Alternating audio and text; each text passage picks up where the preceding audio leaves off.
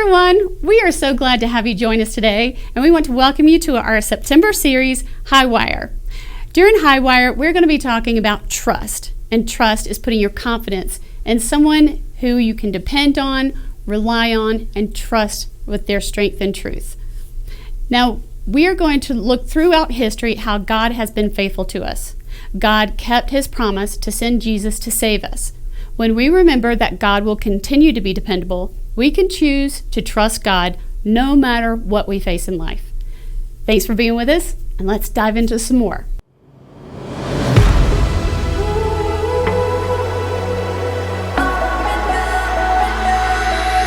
When I am up, when I am down, when life turns me around, should I go left? Should I go right? Should I be walking in circles in my mind? But I know God will make my path straight. I know I'm gonna shout and praise. My God can be trusted over and over and over again. My God can be trusted over and over and over again. Over and over and over again.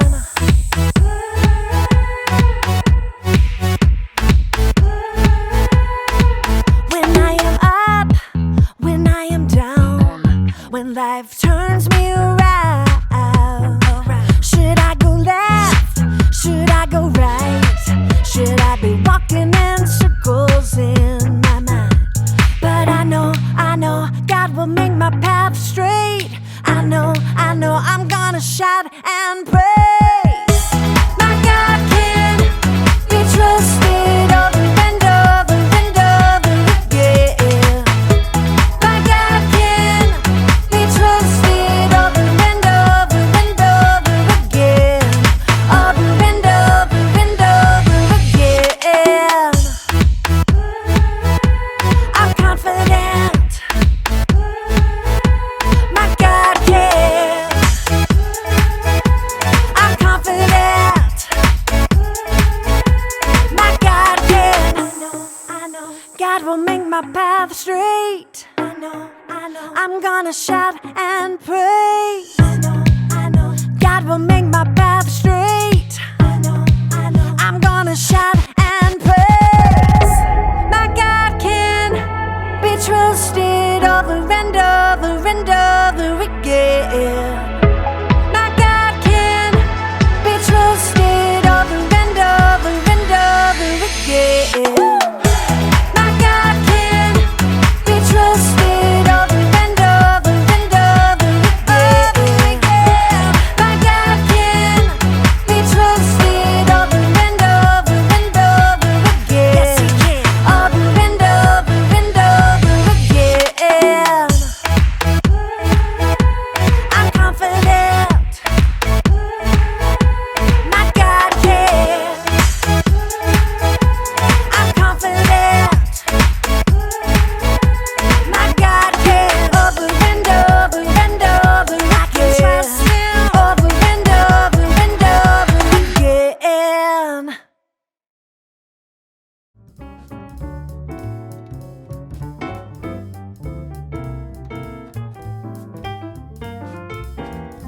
Oh, hello. I'm John, and welcome back to The Joy of Art. Today we're going to take something beautiful, something perfect, something delicious, a real work of art, the circus peanut, and use it to create a whole new piece of art. Let's give it a try, shall we? Just look at these happy little circus peanuts. They're all saying, "Hey, come to the circus. It's an amazing place. There's a person here who can wrestle squirrels and another who can shoot fire out their ears." Isn't that wonderful? Now what we're going to do is just get them a little sticky. Just like that. Isn't that nice? It tastes like delicious fake orange. Yummy. Once it's sticky, place it anywhere on the canvas. Let the circus peanut tell you where it wants to go. Mm-hmm. Happy. There we go. Oh, perfect. Just like that. Now continue the process. This is going to be fun. Circus peanut.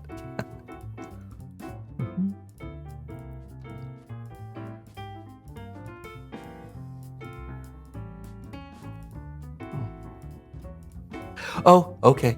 I hear you, Circus Peanut friends.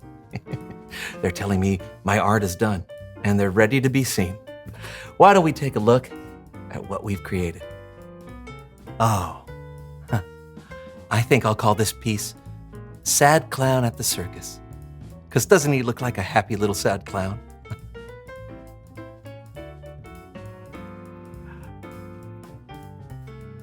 I love it when the art comes to life like that.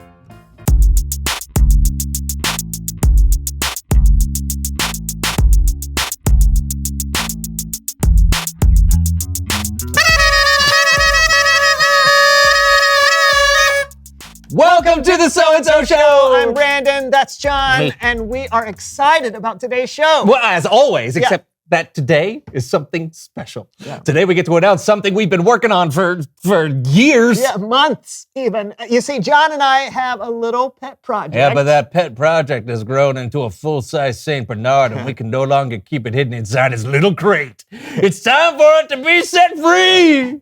With up-to-date shots, a license, and a proper leash, of course. Of course.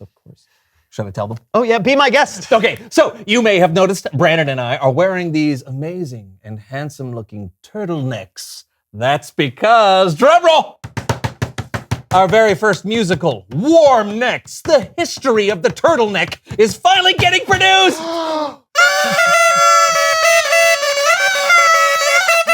You heard him right. John and I have been working tirelessly on bringing the amazing and fascinating history of the turtleneck to musical life. Yeah, let's give him a little taste. Oh, you think so? I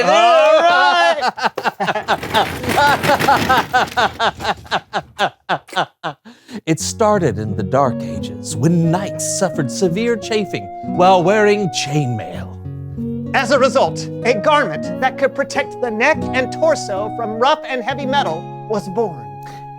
It's the Dark Age life for us. It's the Dark Age life for us. Instead of cheering, we get chafed. Instead of knighthood, we're disgraced. It's the Dark Age life. In the 1700s, the turtleneck switched from being a status symbol to something more practical and worn in the winter. Let it snow, let it snow. This turtleneck can grow. Then, in the 1800s, the fashion moved into the sports world, where the first football uniforms were not V-necks, but the illustrious turtleneck. We don't talk about V-necks, necks. We don't talk about V-necks. In the 1950s, the fashion world was trying to get rid of the outdated turtleneck. But the hero of our story, Finn Maurice Bambana, an artist born in South Detroit, with nothing but a cold neck and a dream, kept the turtleneck alive. I am not throwing away my shirt. I am not throwing away my shirt. Even though it may look silly, keeps my neck from being chilly. And I'm not throwing away my shirt!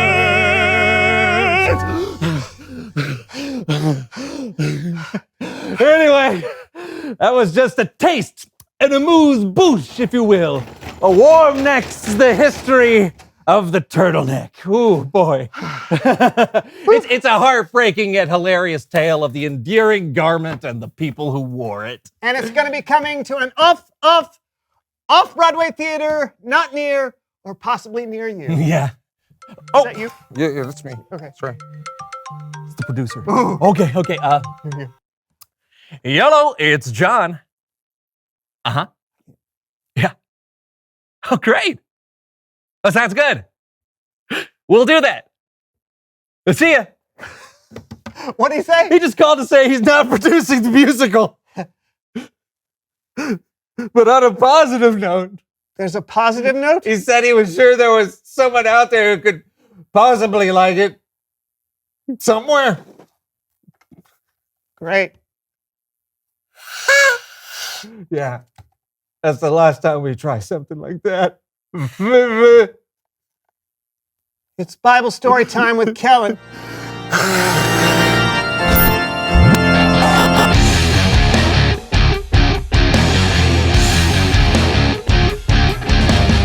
Hey guys! Man, it was tough to hear about your turtleneck musical. I really thought you had something there. Yeah, we did too. Yeah, pretty disappointed. Thanks for bringing it up again. You got a story for us? I do, and maybe it will help. It's about two brothers who had a pretty rocky relationship, but really it's about a bigger plan. This is the story of two brothers, Jacob and Esau. This wasn't a part of my plan. Betrayal, anger, revenge, and a dream that would change the world forever. Wow. All this and more on Behind the Bible.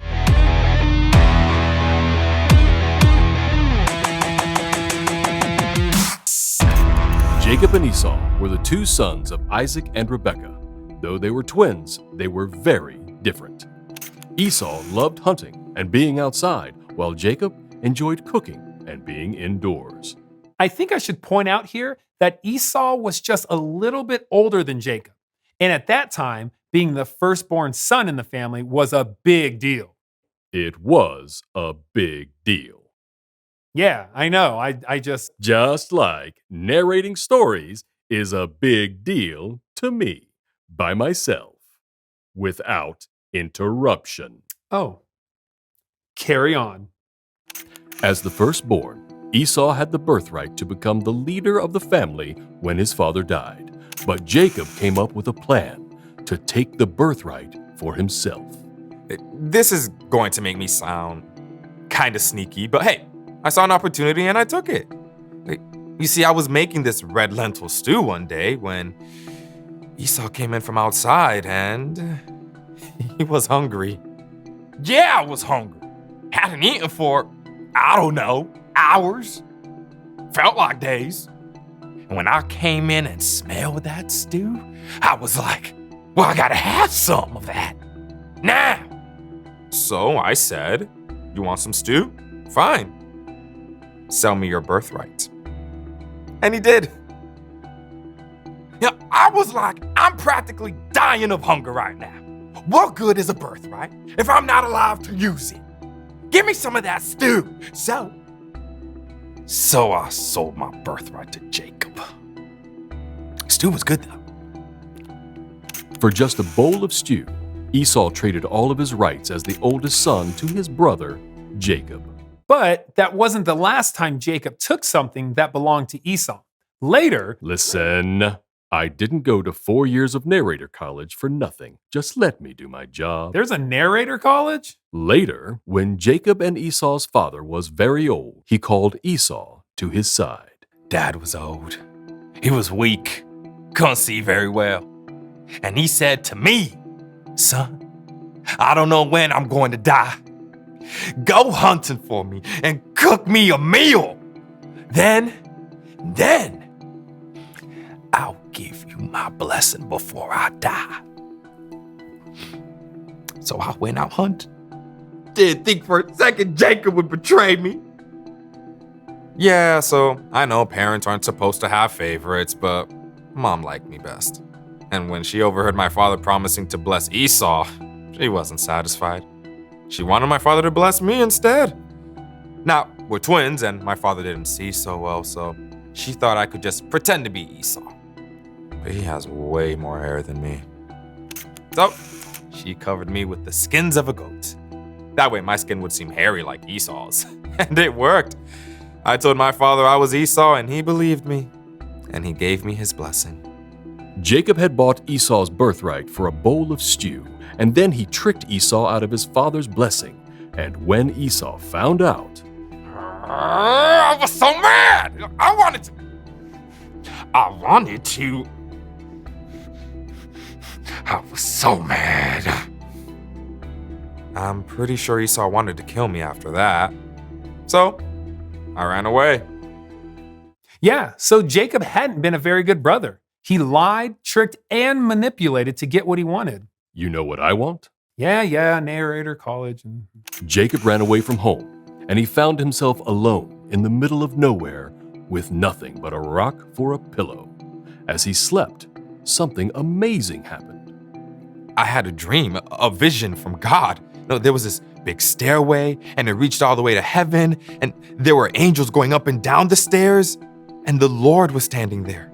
The Lord said, I am the Lord of your grandfather Abraham and the God of your father Isaac. Your descendants will be like the dust of the earth that can't be counted. All nations will be blessed because of you and your family. I am with you. I will watch over you everywhere you go. After all I'd done, all the sneaky stuff, the lies, God promised to still be with me. I had been trying to make things happen on my own, but God had a bigger plan for me. So I took my rock pillow and set it up as a sacred stone. And I promised right then and there to have faith in God. God really did have a bigger plan for Jacob and his family, a plan to bless the whole world. One of Jacob's descendants was Jesus, who died to pay for the sins of the world. Did Jacob make bad choices? Yes. Could Jacob still be a part of God's plan? 100% yes. God loves us no matter what, and you can trust that God has a plan. That was really good. Which narrator college did you go to? Self-taught. This has been Behind the Bible. Goodbye. What'd you guys think? Well, I love that Jacob wasn't even close to being perfect, and yet he was still part of God's big plan. I think it's great just to be reminded that there is a plan. Yep, because you're going to have disappointments and bad days. It's going to happen.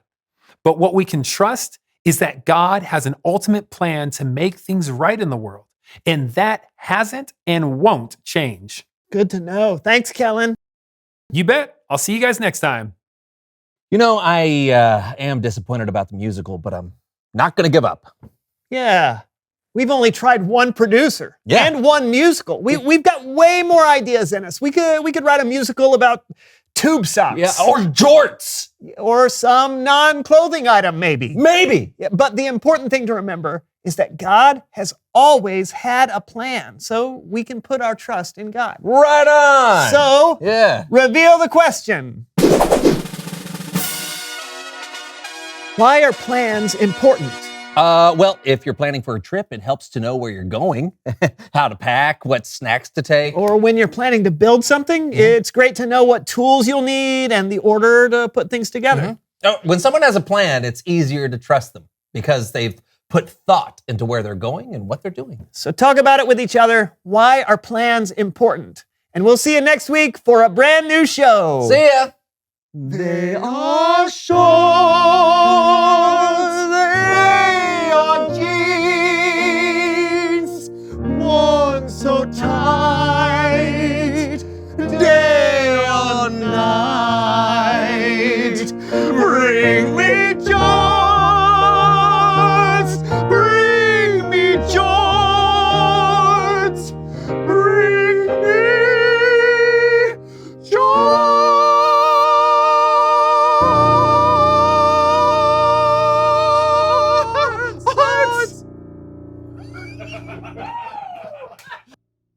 The Bible shows examples of people who knew firsthand what it meant to trust God in many circumstances. We too can trust God in everything we face. Before we go, let's take a look at our memory verse from Proverbs 3:5. It says this: "Trust in the Lord with all your heart. Do not depend on your own understanding." Those are wise words to live by. Thanks so much for joining us. Come back and join us again soon. Bye, friends.